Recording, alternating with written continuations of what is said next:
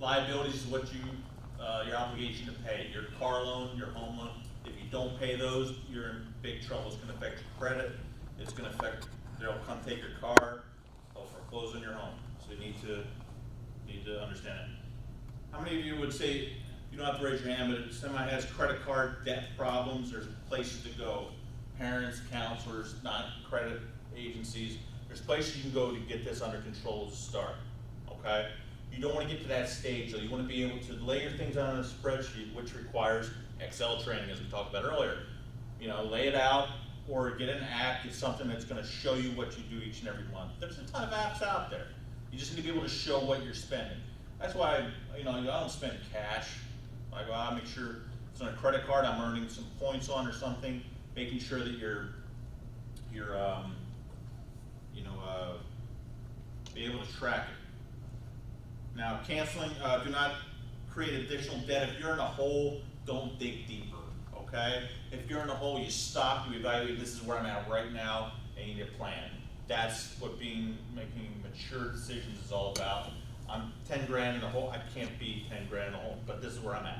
A lot of people, some people don't even like opening up a bank statement or saying like, how many of you ever get bills, it's like, I don't even look at it. It happens, all right? But you have to be responsible. That's taking responsibility in life, saying this is what I have, and then you gotta figure it out, because it's not gonna go away. You can't wish problems away, and hope is not a strategy when trying to deal with things like this. Getting out of debt, take action now, prioritize your debt, either find a way, call your credit card companies and get a reduction in, work it out with them. They'd rather see something than nothing. And then they have snowball approaches to it where you pay them along with just make a plan. There's a lot of financial advisors out there to be able to help you with this. Keep that in mind. Student loans are like all other loans, except it's Uncle Sam and you have to pay it back. They're going to get it no matter what.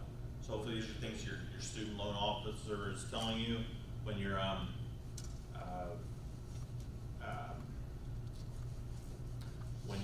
applying for. How many of you again have student loans? Okay.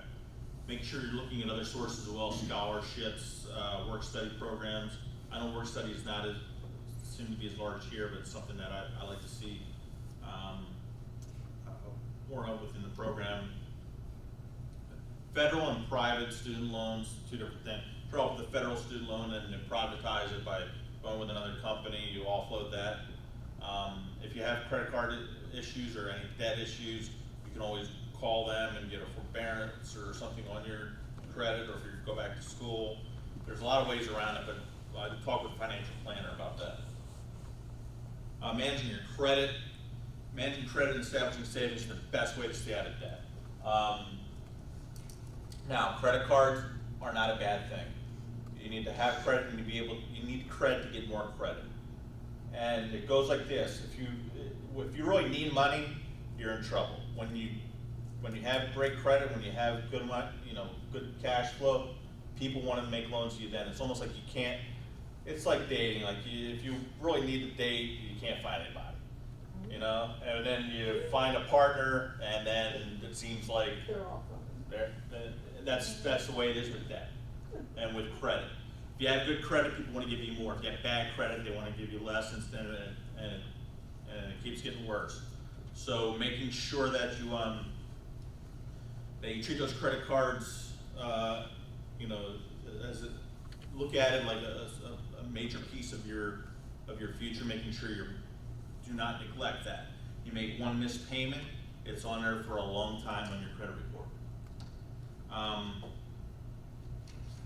You don't have to accept all credit card offers, but I would advise, if I was going to give advice to somebody, I would say you have to start somewhere, start building credit, because if you start now, they look at you down the road and say, how long have you had established credit? You want to have a long history of credit. Everyone should have some type of credit card. You don't want to be 30 and not have a credit card. All right? I'd start now, have one. They're going to start you out with a low limit, and that's fine. Take it and start building your credit that way. Every so often, you can do credit.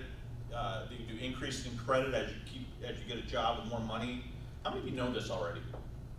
All right, so some of you don't, that's fine too. But keep asking for credit increases over time so you keep building your credit up. And then when you really need something, you have it, all right? Avoid cash advances. You don't need to pay that heavy of interest on, or expense fees on that. Credit report, detailed history of your credit of an individual ranges 300 to 850. The higher the score, the better the rating, the better your rates are going to be for car loans, mortgages on your home, you name it. That's where you want to be. So who said they had another FICO score again? Okay. If you have a credit card, most credit cards now, you'll be able to go in monthly and see for free what your credit score is. But you should periodically go in annually, go to freecreditreport.com, download a copy of your credit report, and look for any inaccuracies on it.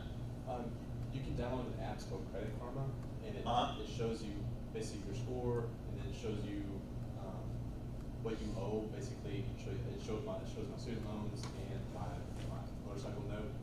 It also shows like different credit cards you can apply for, and it offers like free advice on how to check it. Right. So it's a pretty good app. Right, like you're gonna do that now, like they watch how many times you seek new credit. So make sure I would go early and I would start building it now so that so you can start getting better ones down the road. Go for ones with rewards.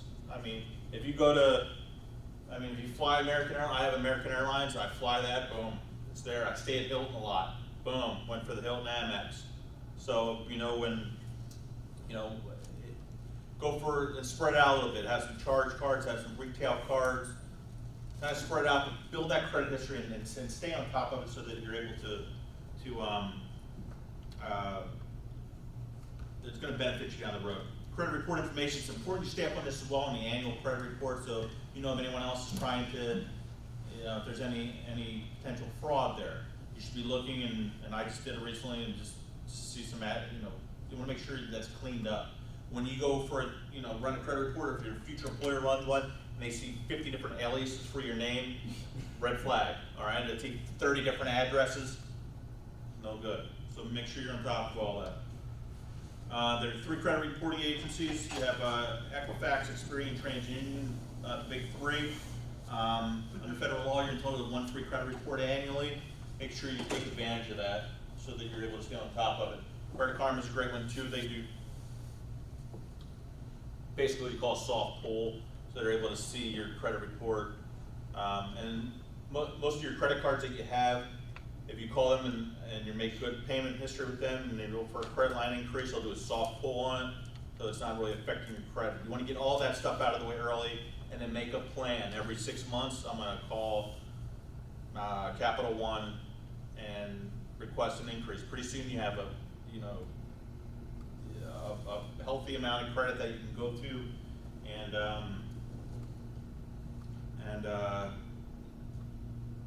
it helps your credit score as well because it looks at utilization. It looks at I have $6,000 in debt, 30,000 potential, 20% utilization rate. That's good. Now, if you jump it up, if you have 30,000 in credit card, if you have your credit limit of 30,000 and you have your 29,000 on your cards, that's bad. That's red flag. That's going to lower your score significantly. All right, talk about identity theft and making sure no one else is using your information. I would recommend locking your Experian or any of those so that no one else can utilize or run credit checks on you without you knowing it. LifeLock, companies like that. It's smart, just simple stuff, like not giving your social security number out to anybody. No one should ever need your social security number. Being smart with your passwords on your sites and all that. I want to stay away from this for a second. I want to go on to why it's important. It's important for this. If you have strong credit history and strong, if you have cash in the bank and you know where your expenses are going, it gives you the ability to do a lot of things in life. It gives you the ability to, what I did like 15 years ago, is I always want to move to New York City, because that's where I mean, I was living on the East Coast, New York is where it's at. So I had to get there. In order to get there, I'm paying $2,000 a month for rent. Everything, I had to have good credit in order to get that, okay? If you're in a place you don't want to be, now how many of you want to leave Memphis at some point?